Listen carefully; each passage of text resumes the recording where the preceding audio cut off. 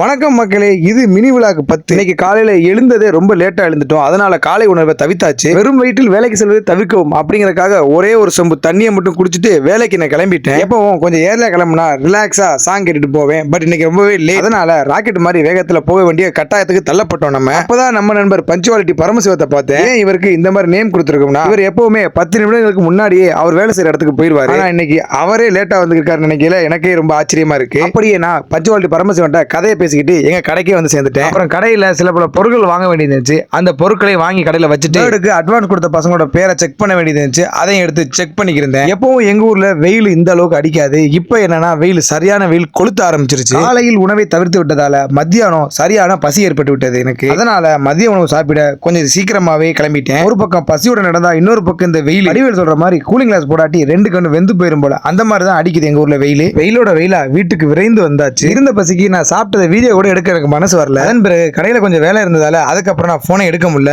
அதுக்கப்புறம் ஈவினிங் இந்த டீ சாப்பிடையில தான் அந்த வீடியோ எடுத்தேன். அந்த டீலையும் வந்து ஷேர் கேட்குது என்கிட்ட. மாலை வேலையில மொபைலை யூஸ் பண்ணிட்டு ஒரு டீயை போட்டு அப்படியே கொஞ்சம் ரெஸ்ட் எடுத்தேன். டீயை குடிச்சு முடிச்சதோட அடுத்த ஒரு ஒர்க் வந்துருச்சு. என்னன்னா ஒரு புது ஃபிஷ் டேங்க ஒருத்தர் ஆபீஸ்ல செட் பண்ணி கொடுக்க வேண்டிய வேலை வந்துருச்சு. அந்த பிளேஸை ரீச் பண்ணல ஒரு 6 மணி இருக்கும். திரும்பி அந்த வேலையை முடிச்சுட்டு வெளியே வந்து பார்க்கல அதுக்குள்ள டக்குன்னு இருட்டிருச்சு. அவ்வளவு நேரமா வேலை பார்த்துக்கிறது எனக்கே டவுட் ஆயிடுச்சுன்னா பாத்துக்கங்களேன். மீண்டும் கடைக்கு வந்து வீட்டுக்கு கிளம்பும் போது எங்க ஏரியா முனையில ஒரு தள்ளுவண்டி கடை இருக்கும். அந்த தள்ளுவண்டி கடையில வறுத்த கடலையை வாங்கி கடலை போட்டுக்கொண்டே வீட்டுக்கு வந்து கடலை போட்டுக்கிட்டுனா கடலையை வாயில போட்டுக்கிட்டு சொன்ன மக்களை நீங்க எதுவும் தவறான அர்த்தங்கள் எடுத்துக்காதீங்க. அந்த கையோட எங்க வீட்டுல வழக்கம் போல பாவக்காய் புளிக்குழம்பு மாதிரி அதே தோசை தான், அதே சாம்பார் தான். எனக்கு இப்பதான் தோணுது யாரா அந்த தோசையை கண்டுபிடிச்சா அப்படின்னு. அப்புறம் காமெண்ட் பண்ணி முடிஞ்சு அடுத்த நாள்ல சில பூஜைகள் நடக்குமா, அதுக்கு ஒவ்வொரு ஏரியால உரியில அடிச்சாங்க. அதை நான் என் ஃப்ரெண்டு சேர்ந்து வேடிக்கை பார்த்துக்கிருந்தோம்.